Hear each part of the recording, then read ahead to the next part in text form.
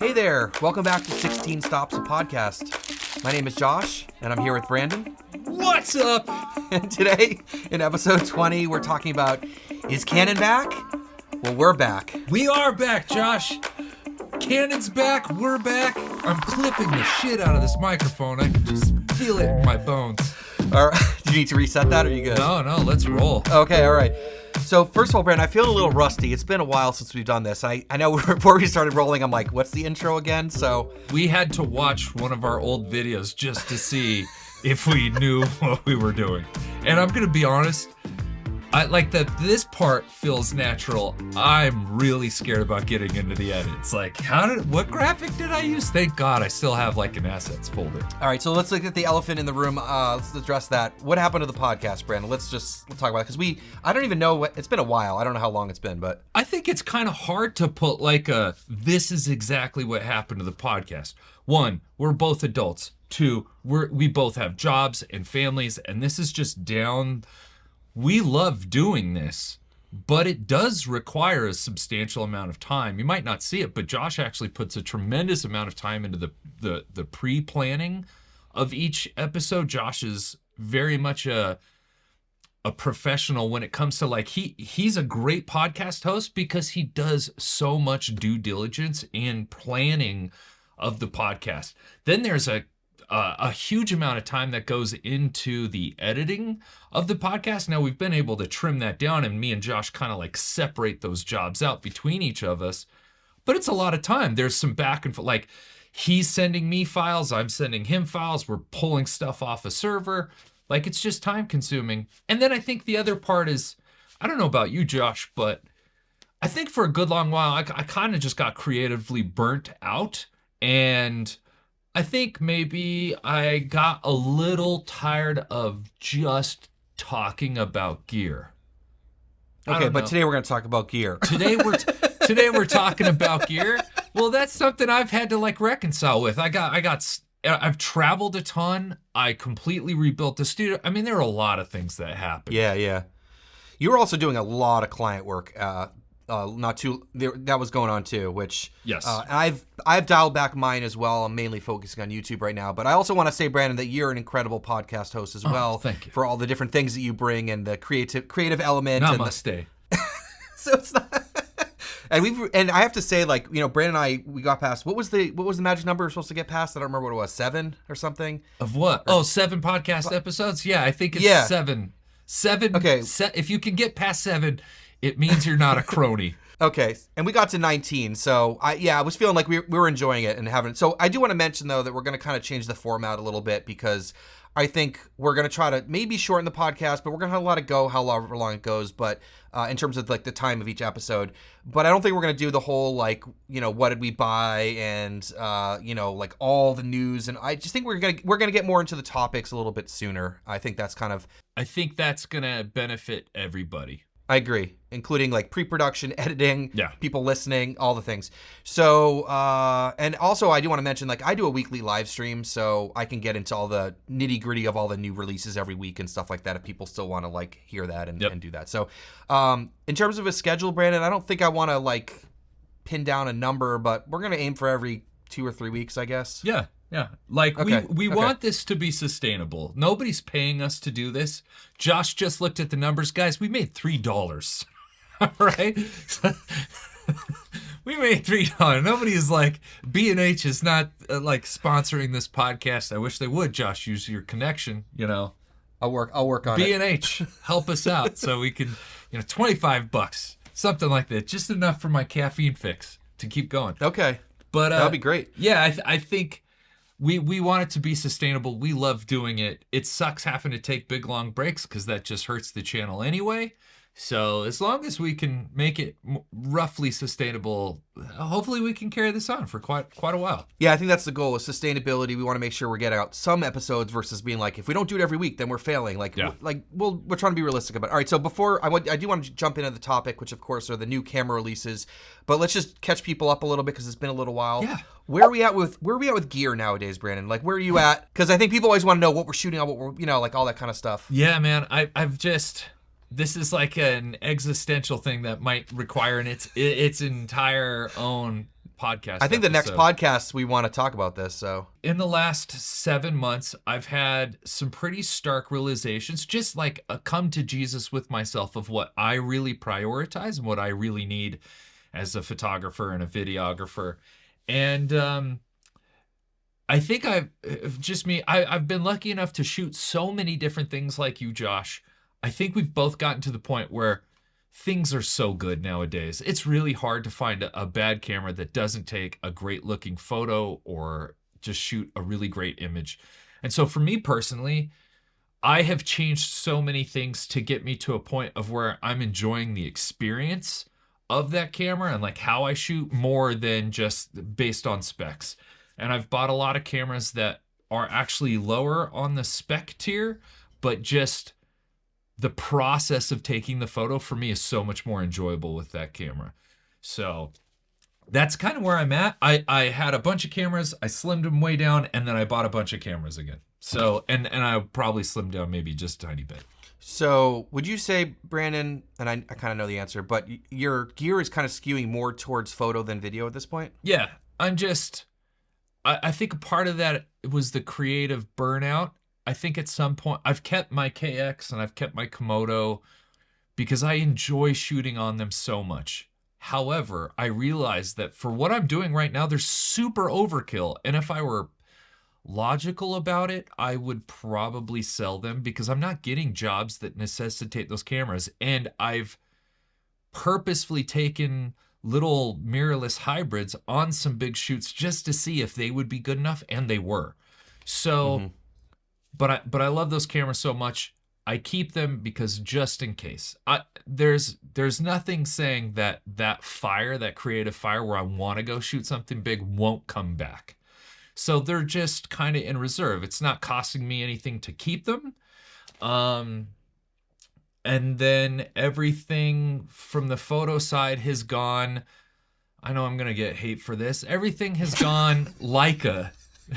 Well, dude, Okay. that's just how it is. Like you pull up a Leica photo and people will just like shoot arrows at you.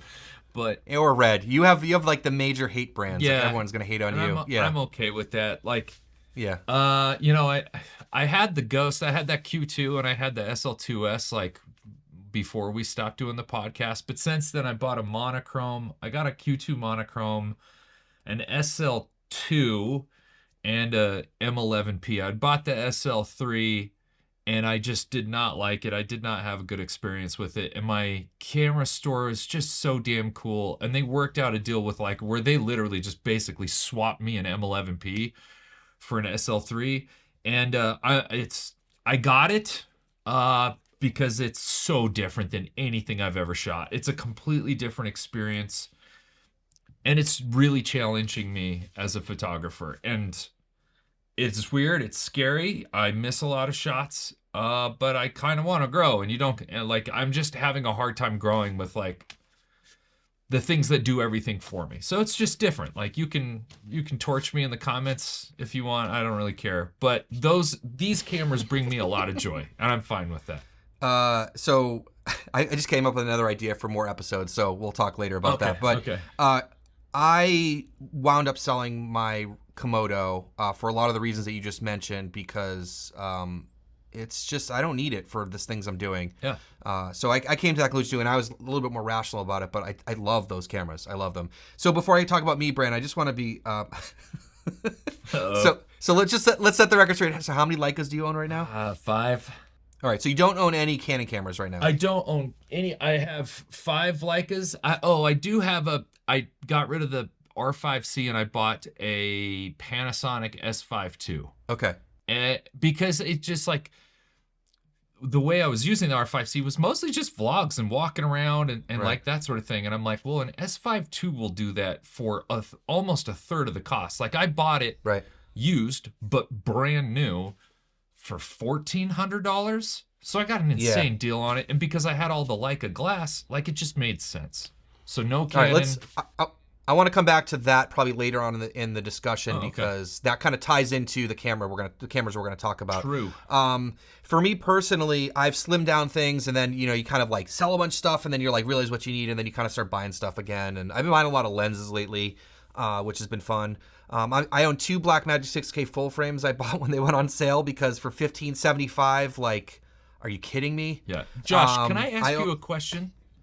Yeah, this is what we're here for. So you and I are very similar in that we do a lot of buying and selling, right? Yes. Do you ever feel bad? Do you ever go like, do you ever look at yourself and be like, God damn it, why can't I just be content? Or does that get ruled out because you're like, no, I like cameras, I like gear, I like experimenting with different things. How do you reconcile that? Yeah, I think both. I think sometimes I'm like, why can't I just chill? Like we have such amazing tools. Like I could do everything with this camera. Like, are you kidding me? Yeah. So I feel that way, but also I think a lot of the reasons that I got into this space in YouTube and my channel was because I was already doing this constantly. So even when I was doing my farming channel, and I was constantly trying new cameras and experimenting and learning. And so now at least I can borrow some cameras, which has been super helpful. But yeah, sometimes I'm like, why do I even care? Like we could just do, all the work. And a lot of times I'll settle on a camera for my studio, for example, and I'll be like, all right, I'm not touching that camera for a while. Yeah. So I've been better about that, Brandon. I know you were giving me like... Yeah, it's okay. Like, no, it's okay. Like, of course I'm going to give you shit, but you know that, like, I fully support you, and you're likewise. You're gonna do what's best for you. I think a lot of people don't understand that when they see us buying and selling gear. Like, one, it's part of the job, but two, like, I haven't been doing this for very long, and I'm not gonna find the solution, if there is even a solution for me, right away. So like, I'm okay buying and selling for a while. People need to realize that our needs change because Brandon and I have changed a lot of what we work on in the last few years. And so I do want to talk about that for a second too. So right now, like I mentioned earlier, I don't have a lot of client work right now. I was doing a lot of real estate stuff last year, a few odd jobs. I've been working with some local friends on some projects. We're doing some commercials and documentary type stuff. But right now I'm mainly focusing on YouTube. So my needs are very different than they were even 6 or 12 months ago. What's your workload like right now? It's honestly like strictly YouTube. I had, I think I got up to like 3 monthly clients where I was making 1 to 2 pieces of content, short and long form, for each client per month, on top of what I was trying to do with my own YouTube channels. And with one client, they were just like, hey, we can't afford it. And then when that happened, I kind of went like, no, I want to dump more time into YouTube. And I kind of just like slowly got rid of the other two. And because of that, like, I don't need the super fast autofocus camera that also shoots video to do it. And I went, well, what do I want to shoot on then? Like, what brings me the most joy? What do I want to shoot on? And so I've just bought gear that makes me happy that way. And thankfully, all of the Leica stuff that I've bought since the SL2S and even the SL2S, like, I've found some insanely good deals. Like the SL2 I got for basically a steal. And then, like I said, the M11P, that was way out of my price range. Had they not just kind of clean swapped it, there's no way I could have afforded it. So I've gotten really lucky. But yeah, that's kind of where I'm at. Okay, what were you going to ask me? I was just going to say, is there, like, what need is outside of the ability of your 6Ks that you have right now? Because they're such great studio cameras. They look awesome with that new update they just came out with, and now you can live stream directly from the camera. You don't even need your A10 Mini anymore. I would wonder what would be coming that you would want to swap out your 6K Pro for. Is it autofocus? Because you don't really even use it anymore. What would be the thing that's like, okay, I'll switch? I mean, the studio camera, to me, it just has to have a couple of pieces of functionality. One thing I love is that it has XLR. So I eliminated like an audio interface, which I was using my Komodo in the studio for, I don't know, 4 or 5 months. Yeah. Like, I was using that regularly. I try to lower the friction, and I think the nice thing about the full frame Blackmagic cameras is they're full frame.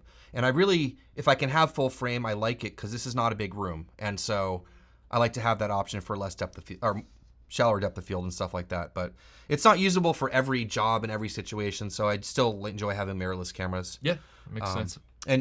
And so, like I said at the beginning of the podcast, I was like, oh, we'll just get right into the topic. And then we've been chatting for like 15 minutes. So, well, I think it's still shorter than if we did the like news and reviews things. Imagine if we did Imagine if we did news and rumors for the last however many months. Oh my god. I'm just joking. I'm just joking, guys. Dude, it would be like a J.R. Tolkien novel. We would be Lord of the Rings extended edition on Amazon Prime. It'd be a 4-hour long podcast. All right, so let's get into the topic a little bit. Hopefully we got caught people up, and if people have questions or whatever, let us know. So I just want to mention before we get into this that we are recording this 2 days after the announcement of the R5II and the R1. So just keep that in perspective. If you're watching this later, that's when you recorded this. Days? Didn't it come out yesterday? Yeah, Wednesday. Today's Friday. Oh yeah, my bad. But either way, like the cameras haven't shipped yet. Like we don't even know that much information about it. So a lot of this we have questions about and stuff like that. I have played with it, and I got to play with it for like 20 minutes. So okay, so let's talk about the main cameras we're mainly going to be talking about the R5II. We'll mention the R1, I think, a little bit at the end of the discussion, but mainly the R5II is the camera that more people are interested in our world. So one thing I want to say is that both of us have a lot of experience with the two cameras that are closest to the R5 Mark II, the R5 Mark I. We've both used extensively over the years, and of course the R5C, which Brandon and I have made even podcast episodes about the R5C. So we both have a lot of experience with the cameras that we're going to be talking about, and sort of what this new camera release means to us and that sort of stuff. Yeah. Okay, so the R5II. I think the first thing with both of these cameras is the fact that there are crazy, unreal expectations, in my opinion, for these releases. Because people have been waiting for these for a long time, Brandon. There is some pros and some cons for not releasing a camera every single year. Personally, I enjoy it more when a company does not release a camera every single year. If you're the person that likes to keep their value of their camera, like the yearly release just like crushes your resale value.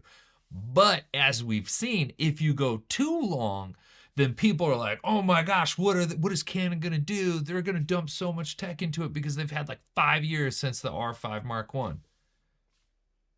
Could be a problem. I think the R1 was probably the bigger letdown of the two, because that was supposed to be like the master of everything. And anyways, we'll talk about the R1 later. But let's first talk about, before we get into the R5II, what were some of the issues that you had with the R5 and the R5C? What are some of the things that sort of like you were looking to see in the R5II? Looking to see in the R. Well, that's a tough one because I have kind of parted ways with Canon. So it wasn't something where I was like, I need a whole bunch of expectations, because there was no expectation on my part of jumping back into Canon. I would say, with the R1, lots of people had overheating issues. I never experienced that personally, because I didn't shoot in a way that rendered my camera useless from overheating, even in the heat.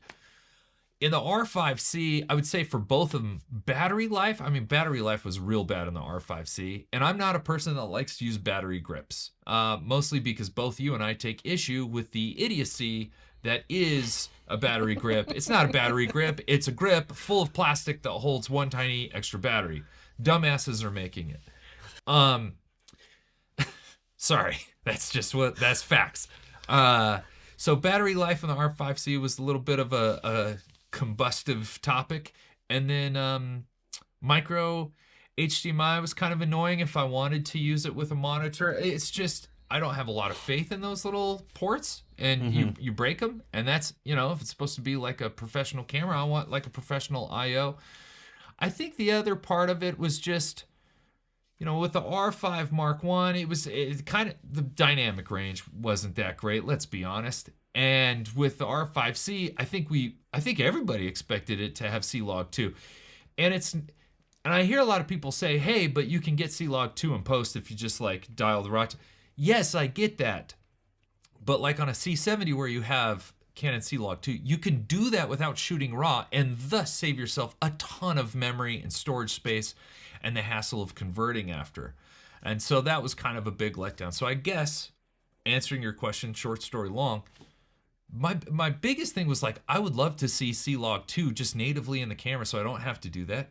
I would love to see there not be any overheating issues, and definitely no recording limits. Like if Canon put a recording limit in there, a 30-minute record limit, I'd have just been and flip the table, I think pretty much everything you said are pretty much my thoughts as well, using those cameras and our frustrations with them. And it's interesting to see what they did with this camera. And I think there's still a lot of questions, which we'll talk about. But let's get into some of the new features, because I think a lot of the things that you and I and other Canon users were hoping would be in a new release has happened.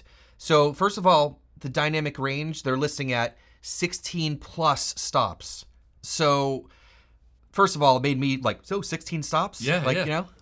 It was a clever name that we we've chose chosen for the podcast. Yeah.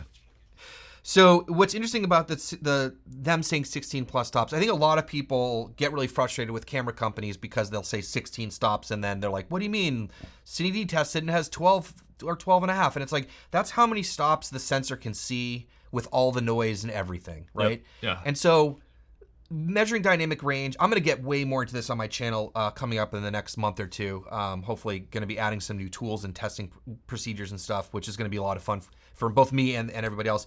But if you look at within a camera company, and I was listening to an interview with one of the Canon guys on Pro AV this morning, he's like, yeah, everyone's going to have their own tests, but like if you look within one person's test, like if you're just comparing CineD's results with CineD's results or Canon's results with Canon's results, they listed the R5C as having 14 stops.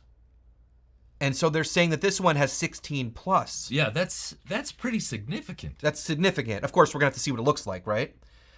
So this will have C-Log 2 built in, so you don't have to shoot RAW to get C-Log 2.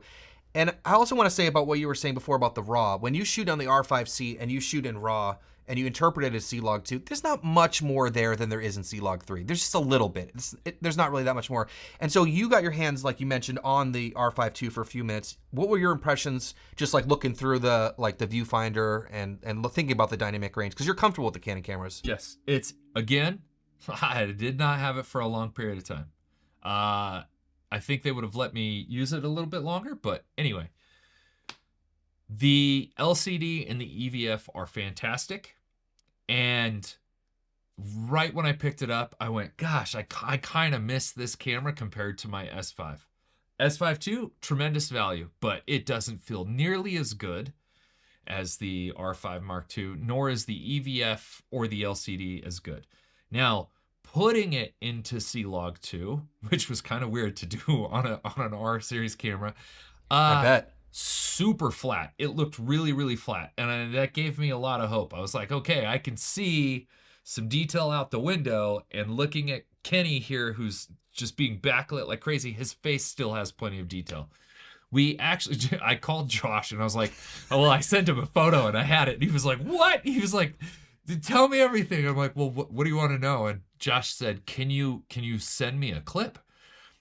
And I thought for sure Canon wasn't going to let me. And the guy was like, oh yeah, put your SD card in there, like film whatever you want. I was like, all right, cool. So I took my SD card out, I threw it in the camera, I recorded. I took this CFast card that they had in there out. Of course, it won't record RAW to the SD card. The SD card's not fast enough, but it recorded 8K. So I got an 8K 24p clip in C-Log 2 and a 4K 24 clip. For some reason, unbeknownst to both of us, it wrote the folder, but it did not write the files to the folder. They just weren't there. I was so excited. I was so excited. I was excited. I wanted to look at it. But from everything I saw, it looked great. The eye tracking autofocus, crazy good. I mean, I think I put it up to like F22 and just buried Kenny in blackness, and that eye thing just stuck with him. I was like, wow, that's impressive. Again, like I really like the S5 II, but the autofocus is nowhere near what this new camera will do. And that was a big reason for me to go, man, I want to get back, because that autofocus when you need it is just so handy. But in terms of dynamic range, you felt like there was potential there. Yeah, it did look like it had more than the R5C. Now that's super subjective, right? Like, no eyewitness testimony doesn't go very far, but cool camera. They changed the menus a little bit, but the screen, the EVF, those were the things that I noticed immediately. And it did look like it had a ton of dynamic range. So okay, cool. Let's get through some of these more these other things they've changed. I think we finally got our full size HDMI. So hell yeah, I looked for that immediately. And the side of the body feels different side of the body and the ports, like they feel a little more robust. They like the rubber that even encases them felt structurally a little stronger than just the weak little flappy bits. Cool. All right, so let's talk about the sensor for a minute. It's still 45 megapixels, same as the R5 and the R5C, but it's backside illuminated and stacked. So if people watching this don't know the differences there, when you have a BSI stacked sensor, it helps with low light performance. You get less noise and better autofocus. And the stacked part of it will give you a really quick readout of the sensor to reduce rolling shutter artifacts. Now, when you have a camera that has 45 megapixels, it is really hard to reduce rolling shutter because that's a lot of information.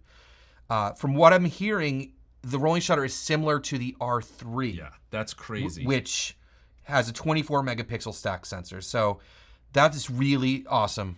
I can distinctly remember looking for that when I shot that 8K clip for you. Because I was like, 8K, I wonder how bad this is. And doing this, I did not notice a lot of jello. And maybe that only shows up like in post, but I could not see it. And as a person that owned the SL3, that's a 60 megapixel camera, it's got the worst rolling shutter I've ever seen. Like if Leica had a stacked, like it would have made such a big difference, you know?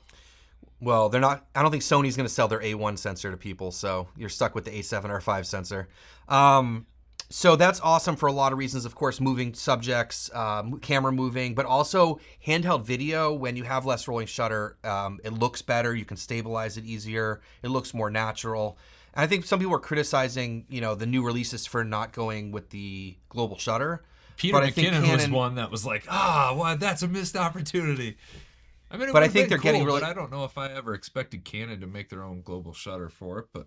Yeah, and I think that there's drawbacks with that, which you're seeing with like Sony with the A9 III, because they put a global shutter in that, but you got a big hit in dynamic range. So they're trying to find like a happy medium, and I think for these kinds of cameras, if you get a really quick readout, like it's going to be pretty close. It's not going to be exactly the same, but it could get pretty close. All right, so they removed the 30-minute record limit, Brandon. So that was not surprising because they've gotten rid of it in all their mirrorless cameras since the R5, but that is gone. The one thing, next thing is the IBIS, and I know that everyone's been really critical about the Canon mirrorless cameras with the wobbles on the wide end of their in-body image stabilization. So yeah. I know Peter McKinnon in his video said that they fixed it. Yeah. And so I remember he made a whole video about complaining about it a while ago. So the wobbles. That's great. What I heard was, I don't understand the tech, but in the middle of the frame, it's 8.5 stops, but on the outside of the frame, it's like 7.5 stops. I don't know how that works, but... I don't either. Hey. I don't know if they're doing something with... Yeah, I don't know how it works. I do remember, like, when we were talking while I had the camera, I was like, Josh, the IBIS is great. It's like, this IBIS is really good. But they have great IBIS in their lenses, too. Like, Canon lens IBIS is phenomenal. But when you pair those two together, I think they're going to be really competitive, especially when you look at the competition. I know Lumix kind of leads the way for the IBIS stuff, but when you pair the Canon IBIS in the camera, especially the new version, which I haven't tried yet, but with some of the lens stabe, I think it's going to be pretty hard to beat that. Yep. Okay, autofocus technology. I know you mentioned that you saw it in action. There's a whole bunch of new deep learning, algorithmic whatevers. Yeah. It'll be good, right? Yeah, it's going to be good. It was fun, like, when I talked to the Canon rep, like, because it's different than the R5 in so much that instead of having just one shot and servo, it's got one shot, AI, autofocus, and servo. And I was like, what is this? He was like, oh, that crap. He was like, I hate it. I wish they would just remove it. I was like, what does it do? He's like, well, it just selects between one of those two things for you. I was like, oh, yeah, that's stupid. But from what I've seen, and then especially with the R1, like the technology the R1 has, my God, like autofocus. Yeah, let's get into that later because there is a big shift in the autofocus technology for the R1. Other things I have written down here: there's pre-record for video, which I've wanted for a long time. That's great for action sports, wildlife. Yep. Because a lot of times you're like waiting. I'll be like trying to film a bird, and I want to catch it like flying off, but like you don't want to let the thing roll for like 5 minutes. So it's pretty cool. They added waveform and false color, which false color has been in some of their more recent releases like the R6 II, but waveform is not. And that's been a cinema operating system thing. That's awesome. Do you know One if you thing, can, like, I've heard some grumblings of that things can't be used simultaneously, like focus peaking and waveform or false color that's and all. something. I don't know all the combos, but the biggest thing that I've heard and also experienced owning the R6 II, which again is carry through with the stills operating system that we're gonna talk more about, is that you can't use the view assist and false color at the same time, which is really frustrating. So if most of us use either the view assist built into our cameras, any brand that you're using, or you put a custom LUT in there or whatever, so you're not looking at a log image when you're shooting. You can't turn the false color on and off. You have to turn that off first. Interesting. So in the R6 Mark II, could you upload your own custom LUT? No. Because you can in the R5 Mark II. Yes. So which is great. But like, what's the point if I can't, like? I don't know. That kind of sucks. I don't know if you can do I don't know if you use a custom LUT you can turn peaking on. I'm sorry, false color. But I know with the built-in view assist. So there's so many combinations. These cameras are so complicated. Yeah, they are. That's why you need real but yeah, people to use them. There's issues like I think you can't have like zebras and peaking. I think that's always been an issue. You can't have both of them on at the same time. Stuff like that. Gotcha. But it's interesting to see waveform where you can't even get waveform in an FX3. What? You can't? No, you just get that real shitty histogram. Like, it's real shitty. That's cinema operating. That's their cinema. You know what I mean? I remember seeing it. It's like this little teeny tiny block. It's black, and then you just get this white, and you're like, I think I even got a phone call from you. Yeah, I think I got a phone call from you when you were trying that camera, and you're like, "Wait, what is this?" I'm like, "Yeah, that's what you got, man. That's what you got to use." Cool. So it sounds like, which I'm really happy to hear, that the two groups at Canon are kind of starting to talk to each other. Yeah. I'm guessing somebody hooked up between like both. You know, if there was like somebody from stills and somebody from cinema had like a one-night stand, and then they somehow brought the two communities together. I don't know. You think they were out at dinner and they were just like, "Yo, wait, we could help you with that." Yeah. Yeah. Okay. Yeah. I like the stories you come up with. All right, so I got a couple more things here. They came out with a new RAW mode. It's a 4K SRAW is what they're calling it, and this really, I feel like they got this inspiration from Nikon, because Nikon in their Z8, Z9, and Z6 III, which I have recently tested on my channel, they have this like lower resolution RAW mode, which the way they throw away information is really interesting to get from 8K to 4K or 6K to 4K. But there's some new modes, and they're all line skipped or pixel binned or whatever. They're not oversampled, but you will still get those raw controls and stuff like that. We'll see if it's gimmicky or if it's actually usable. I can't wait to test that out. But it's cool that I know we can get into this too about their raw codecs, which I know we want to talk about later. But having some lower, and the Canon RAW files are really easy to edit. Jackass. Having some lower bitrate RAW options are cool, so we'll see about that. They also added some other new codecs, which I was actually really happy to see. They added two new compressed codecs, the XAVC-S, which is the H.264 MP4 codec, and the XF-EVC-S, which is an H.265 MP4. So we're still only getting MP4 wrappers in the R5 II. We're not getting the MXF wrappers that you get in like an R5C or the cinema cameras. But you can choose between H.264 and H.265, which is great. Which a lot of people have wanted to see, because a lot of the H.265 is harder for some computers to edit. And in those codecs, you can also choose like all intra light, and like long op as well. So there's like a lot of flexibility there. Yeah, going through the menus, I will say they are a little different, but they look similar. So you're not going to be completely lost. I will say Canon's always done a really good job. I feel like Canon's done a better job than most when it comes to their menus. Like when I first brought up like all the codecs and everything, I was like, holy crap, like this is a lot. Like, it's like a grid now though, right? So you would have, there were three things up here. They would have your codec, like your resolution, your frame rate, and then either long op or intra.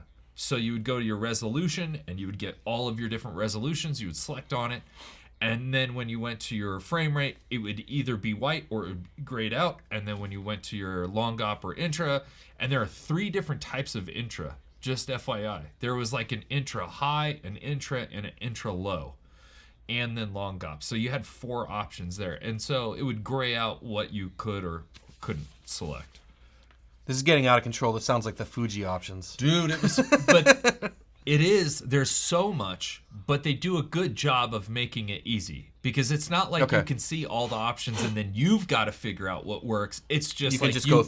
You can either select it or you can't. That was my biggest gripe, one of my biggest gripes with the SL3. You would click on something, and then when you would click something else that wasn't compatible, it would tell you it wasn't compatible, but not why. And so you're like, I gotta figure this shit out. Like, I gotta like do the jigsaw puzzle of like what goes together with what. Canon's done a really good job of making that very easy. Cool. So there's some new accessories with this camera. We got a new battery, which that's fun, isn't it, Josh? Is battery? That just a money grab? Is that just a money grab? I don't know. I mean, the cynic in me says yes, but according to that, we both watched that thing from Pro AV, which was great. It was like really interesting to listen to that guy. But apparently, the battery speaks to the camera differently than the two previous versions. It's not an amperage difference. It's not a voltage difference. It's the battery talks to the camera magically, and now it can do 8K 60. It's magic. Unicorns. There's a unicorn in the battery. So, are we going to be getting like firmware updates for our batteries moving forward? Oh my god, you're gonna need an app for your battery. You're gonna need a Wi-Fi connection and an app for your battery. Okay, and so pretty soon the one your batteries thing are gonna start sending you emails and a subscription. So the cool thing about the new batteries is that, like you said, you can actually record 8K 60 internally without having to plug in USB-C power delivery. Yeah, there's also a few, which is great for those people that shoot 8K 60. Yeah. I don't know any one of those people, so some people do though. The neat thing there is that there's a not the neat thing, but the other real part of that is that there's a couple other features in the camera that other than 8K 60 that you need the new battery for. Yep. And also this leads me into the discussion about the battery grips, because I think the most interesting battery grip, they're coming out 3 new grips for this camera. Yep. One of which is I think it's called the cooling grip, or at least that's what I'm calling it. And so that one holds 2 batteries. Of course, you have to remove the battery in the camera, so you're only getting 1 additional battery. I know. And you can't use the old Canon batteries in there. You have to use the new batteries. Yep. So there's all that. If anybody knows anybody from Canon, from any camera manufacturer, why can't we in 2024, almost 2025, take that giant chunk of nearly useless plastic that you call a battery grip and make it more useful by turning it into one big battery with, of course, enough room for airflow and venting and thermals? You can't tell me that our current technology means we have to take a battery out and then only stick one more battery in there because Blackmagic has figured this out from like 4 years ago. So has Fuji. They let you keep a battery in the thing. Help me out! I know. And what we've been talking about before is like, why can't you just build the battery into the grip and then just have a USB-C like power delivery on charger on the side? You know what I mean? Pike, Caleb, I'm going to text you and I'm going to be like, Caleb, I know you got this thing with small rig.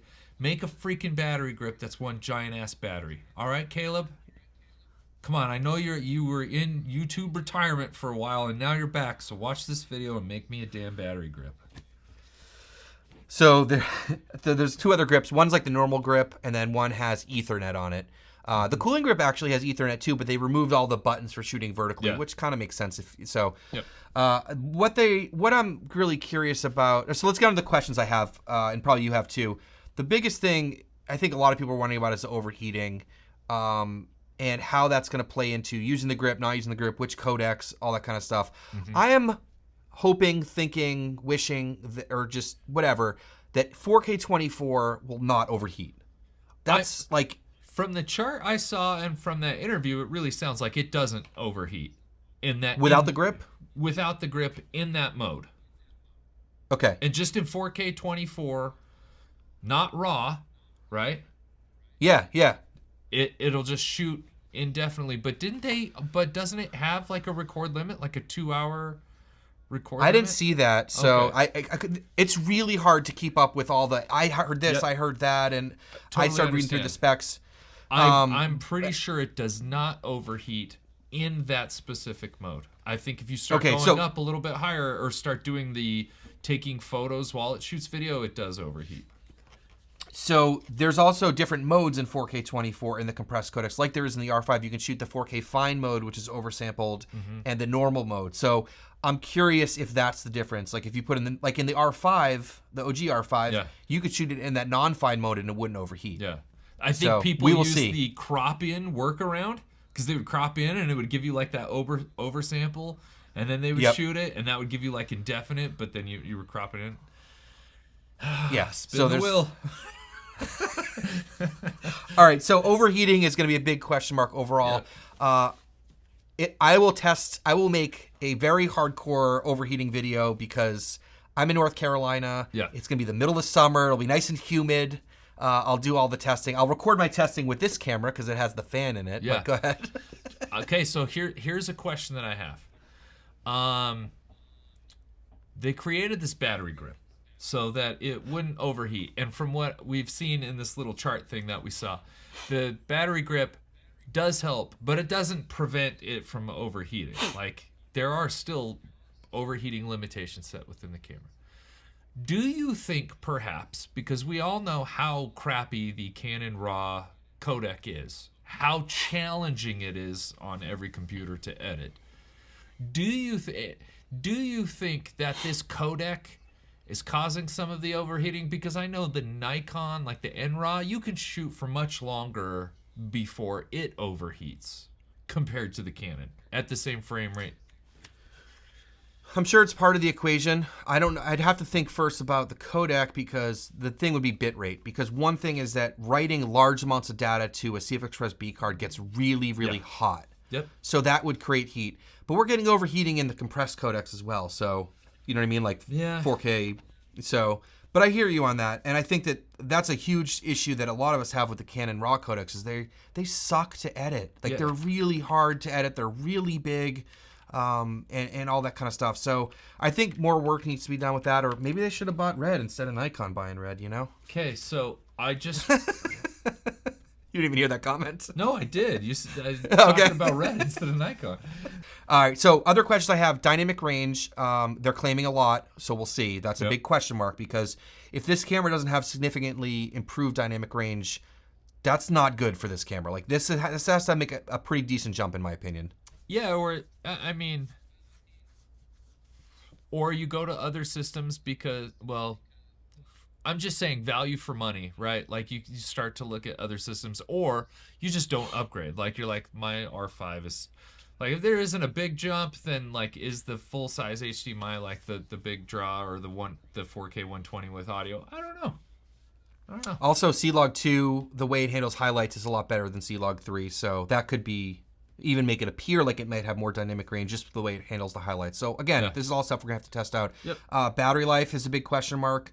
I haven't heard any like concrete numbers about it. I haven't seen anything on battery life. But we are running a camera without a fan if you're not running it with the grip, so it should be better than the R5C. Maybe it's closer to what the R5 was. We'll see. I kind of wish they made a bigger battery. I'm sick of these little, like, put a little bit bigger of a battery in there, you know? Yeah. I the other thing is, fine with that for sure. Yeah. Low light performance, high ISO performance. It sounded like, from what I've heard, there's some really good and clever noise reduction algorithms in the camera. Yeah. If it has a second base ISO or not, they're not listing it as having a second base ISO, but a lot of times there are informal second base ISOs that are there, but they're not recognized because we're not using the Cinema operating system. Yep. Right, so you don't see that in their mirrorless camera. So we'll see about that, and then rolling shutter, we'll see how good it actually is. Yeah. Okay. What about photography, Brandon? Did you look? I don't really look much into that, but was there anything photography-wise that jumped out to you, or did you not even get it to that? The one thing that the autofocus system is pretty incredible. The fact that you can, I know Sony has already got this. I'm just saying, new to Canon. It's awesome that you can store faces and set those faces as a priority. So if I'm shooting and I know they're like, if I was going to go shoot a volleyball event and I'm shooting, a couple of matches, I can just find like the most popular players that I want to shoot, store those, give them priority, so whenever I'm shooting, it prioritizes those faces. I think that's freaking cool. Autofocus looked awesome. And it's as good as the R5 is, it's still a big jump Like that's a big jump. And if you're a photographer, like not a video person, if you're a photographer, that might be enough reason to go with the Mark II over the Mark I. But it also has Wi-Fi 6. So if you've got to download photos or, send photos somewhere as fast as possible and get those out real quick, that's going to be huge. I will say, going back to the SL3, like a 90 megabyte photo would download to my phone in about a second. I could do a gig to 2 gigs in honestly like 10 seconds. It was insane because the SL2, it's a 47 megapixel or 47 megapixel thing, which is also about like 80 megabytes. Man, it would take like 15-20 minutes. So you're seeing like a drastic increase of like upload speed, which is awesome. And if you've got that LAN port on the side of your battery grip, like if you're a sports shooter, you got to get those out super fast. That is ridiculously cool. The Canons have always been excellent with like weather sealing, weather resistance. They do a great job. That's and if you're just shooting photos, one thing you can count on Canon is you can just count on them. Like their photo cameras, like they just work. Like every time you turn them on, they're just going to work. And great ergonomics, really easy to navigate. Colors always look amazing out of Canon. I'm trying to think of the IBIS is even better, which is huge. I think Canon's biggest, this is just a side topic, that's probably another thing. I think Canon's biggest like hindrance right now is honestly just lens selection more than anything else, honestly. What lenses do you think that you're looking for? Like more primes, like different zooms? Like what are you missing in their lineup? Different price points? Yeah, price points. And it's because like they've basically said like nobody else is making lenses right now. Like only Canon is doing it, and they're just taking so long. The lenses that Canon make are amazing. Like you and I both know this. Like your 100 to 500, any of the L's are just like industry standard. They're so good, but the problem is you either have to spend a ton of money, and it like $3,000 is so much money. Like there's not a lot of people that can afford that, or you've got to go with the really rinky-dink lenses that kind of work sometimes, kind of don't. Depends on the situation. They're not that great in low light sometimes. The autofocus kind of janky. They don't have the weather sealing. Like there's no in between. And that's where Sigma comes in, but we're not getting those. Yeah, and it's just so the camera's awesome. Like I said, I just totally got sidetracked. I would just say as a photographer, my hesitation about going with Canon isn't necessarily the camera right now. It's the lens selection. Okay. Cool. Well, it sounds like just slight improvements on everything with photography. I can't really comment on it too much, but autofocus, IBIS, all that stuff. I'll be honest, it's not a camera that I'm looking at as an interested party from photography. As we've discussed earlier in this episode, my photographic needs and what I want out of a camera will never be found in a Canon. I just know that about myself right now. So I'm not looking at photo specs trying to get back into it. But their video specs, I'm like, could this handle the video needs that I want? All right. Well, I just figured I'd ask you because I don't really pay attention to photography, so I figure you might have had a little bit more insight than I do. Yeah. Let's move on to things we wish maybe the R5 II had, and I'll kick it off with one thing that I was really hoping for was Cinema OS, the Cinema operating system for video. Brandon, having used the R5 for video and the R5C for video, do you prefer one operating system or the other? The Cinema OS, I think, was faster, but there are things that I liked about the photo operating system better because, like, just like the presets, how you could like create a profile and then it gave you. I really like that. The argument to that was like the Cinema OS was so fast you could almost get around it just because it was so easy to navigate and find things. Obviously, it's more powerful. I'm wondering if the overheating and the battery life issues are the reason we didn't get the Cinema OS in this camera, or just listening to that Pro AV interview with the Canon guy, he was like, this is a stills camera first and a video camera second. I'm imagining that's the reason we didn't get the Cinema OS, because Canon is clearly defining this as a photo first camera. Right. Doesn't have a C on the front of it. I know you like the Cinema OS. Like, that's unquestionably, you prefer that over the regular menu. Because I'm a video guy, and also it's not just the way it's laid out, but there's a lot of things in there where you don't run into issues where, like, oh, I can't turn false color on when I have a LUT in there, or I have shutter angle and all these things where I can customize most of the buttons to kind of anything. Like on my R5C, like I have a button for peaking turning off. I have a button for false color turning on and off. I don't know if you can do all those sorts of things inside of the stills menu. So for me, like, I prefer that. Not just for the way it works and stuff, but also some of those limitations. Or like when you send HDMI out, it like turns the screen off, but you can't record it. That whole game that you have to play in the stills menu. So that's sort of where I come to with that. Some other stuff I wish they added in to make it a little bit more competitive. Things like open gate recording, anamorphic support at all, and those go hand in hand, right? Yeah. I think they could have like done that without too much issue. Like, I don't think that's a cinema thing. I think that's like, hey guys, like, anamorphic support's not that hard.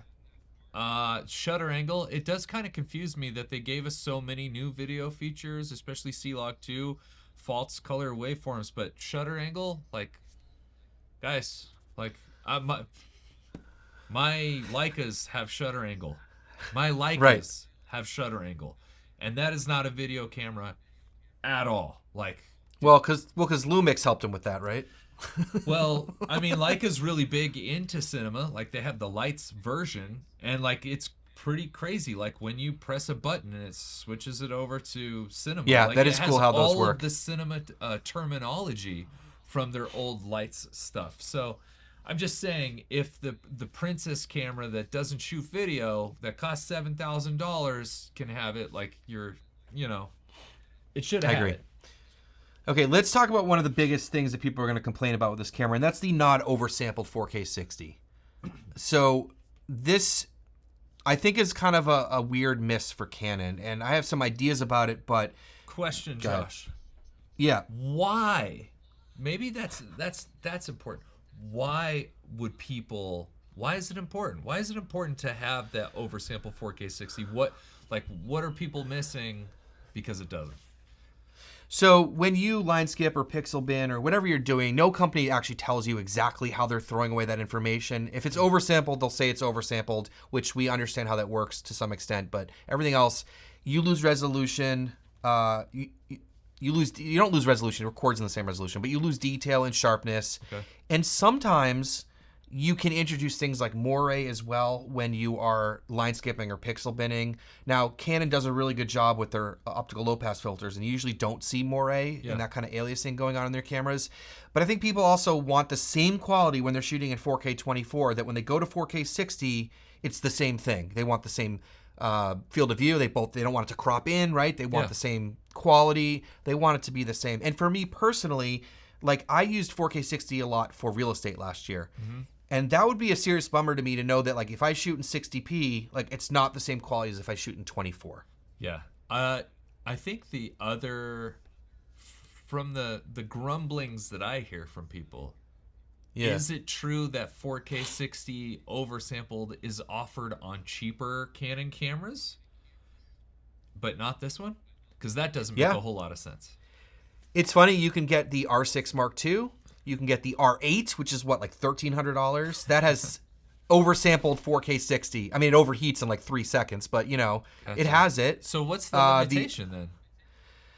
So my guess, you can get cynical and, like conspiracy about this, but my guess is it's about heat. I think it's about heat. Okay. I think that Canon is so worried about this camera overheating that they're really trying to do whatever they can, because they don't want they don't want the OG R5 incident to go on, the overheat gate. They don't want that thing again, So I think that's why it's there. But again, they give you the option, because in these cameras, like in the R6 II, in the R8, there's no option to go oversampled or not. Yeah. But in the R5, the OG R5 and the R5II, you can shoot in fine or normal. Yep. They should give us that option. Yeah. Right? And it's not a recording limitation, because you can shoot 8K 60 raw. Like, you should be able to record 4K 60 oversampled in a compressed codec. Yeah. So They should be. I hope that they open that fine mode up in 4K 60. I think that would make a lot of people happy. Yeah. I think people are okay with 4K 120 not being oversampled, but 4K 60 is like that's gonna bother a lot. I've seen a lot of negative comments about that already. I have too.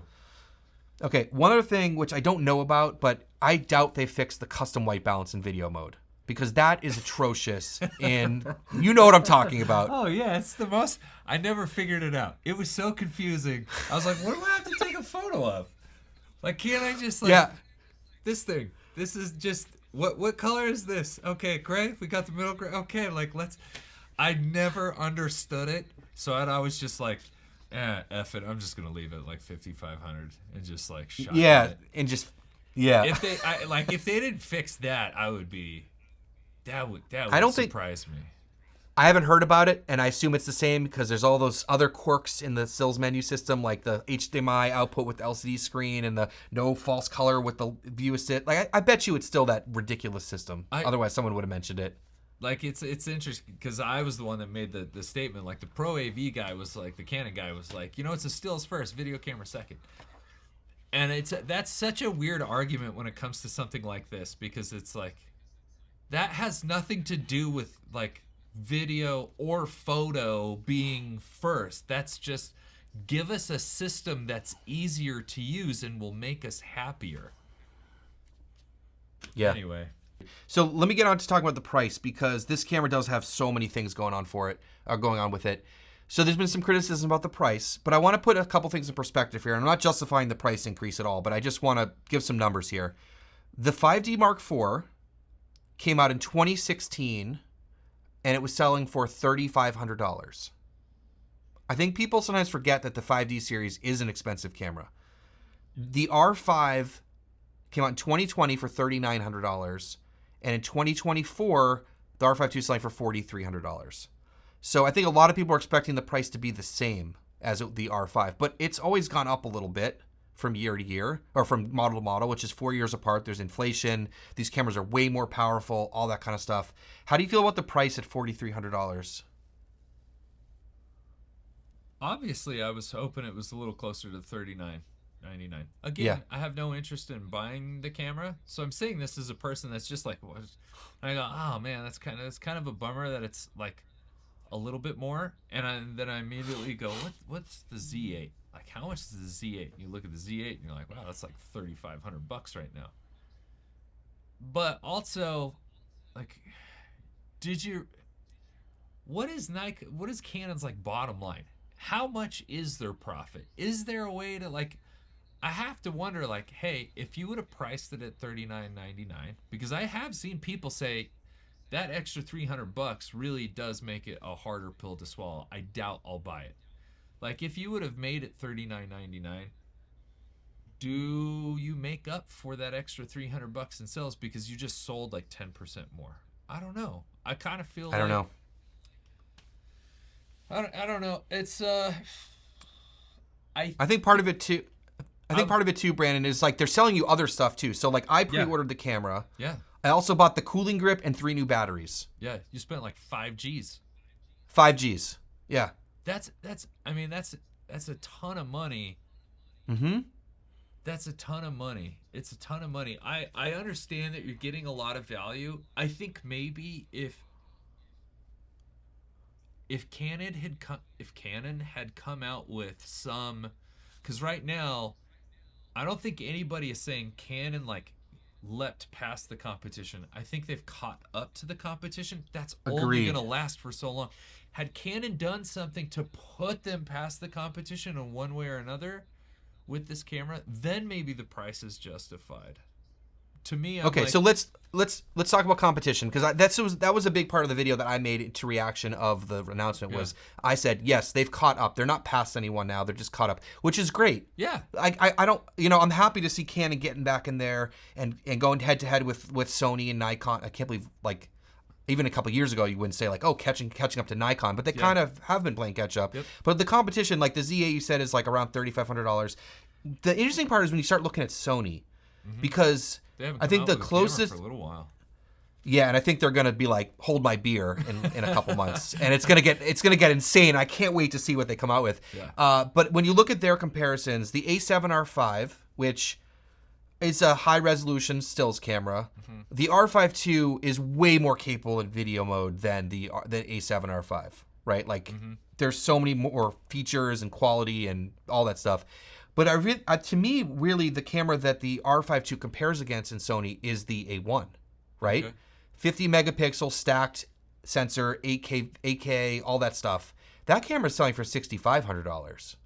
Yeah. But what's the Z8 is 45 megapixels.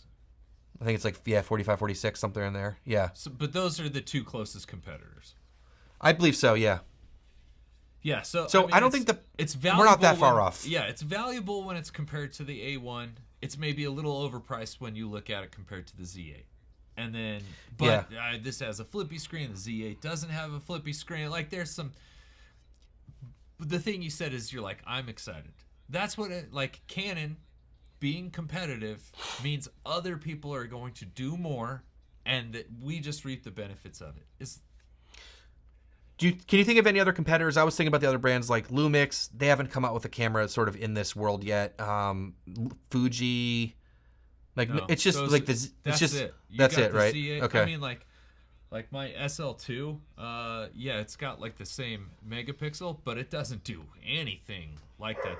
The SL3 has more megapixels and it shoots 8K, but it certainly doesn't do 60. It's got god awful rolling shutter. It's got a whole litany of issues. So no, I like really the only competitors right now are those two cameras.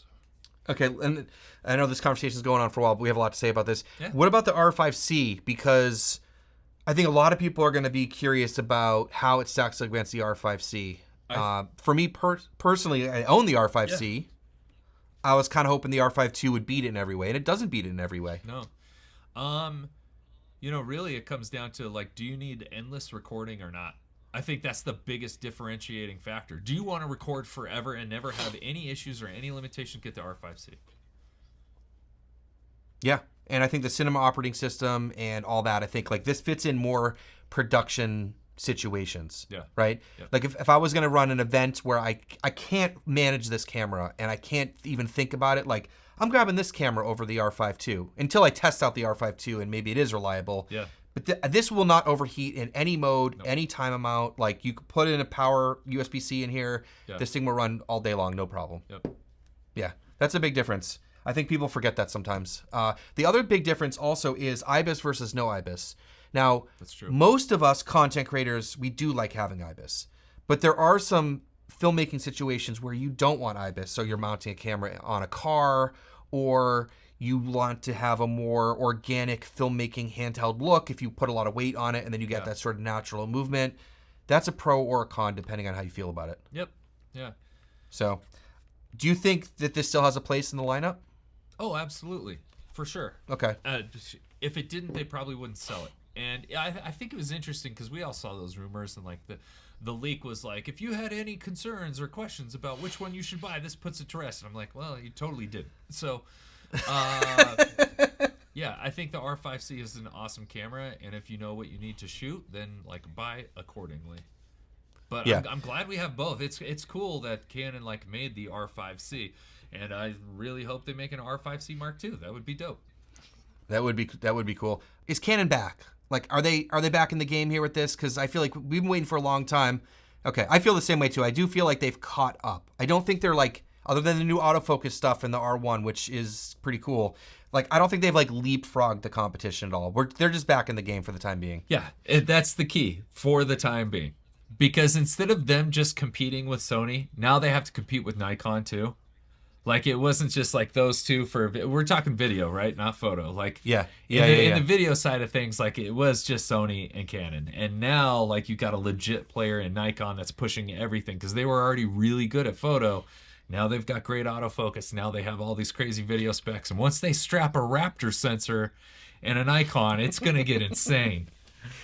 Yeah, I'm really excited to see what Nikon does in their next round of cameras with all the red technology and sensors and R3D. One thing I do want to mention briefly about the Nikon cameras, as I've been diving deeply into them lately in the last few months, is they don't have a 10-bit 422 compressed codec in their cameras. It's all 420? It's all 420, unless you shoot ProRes HQ or you shoot RAW. And most of us are shooting 10-bit 422 compressed codecs for most of the work that we're doing with these cameras. Okay. So that is something I want to see Nikon do moving forwards. But anyways, I feel Canon's like back. Yeah, I feel like Nikon is a company that's like they're uncorking things right now. I think they understand the importance of like let's just throw everything at it and let's see what happens. So if anybody were to make a change, I bet Nikon would be the company that does it right now. Okay, well, Canon's back and we're back, and hopefully we'll do it to our podcast soon. Hopefully you guys enjoyed this watching, and make sure you hit subscribe if you're not already. I have to Wasn't a remind people total of doing shit that. show. Hope you guys enjoyed us. We're a little rusty. We'll get back in the groove, and we appreciate all of you guys watching. Peace.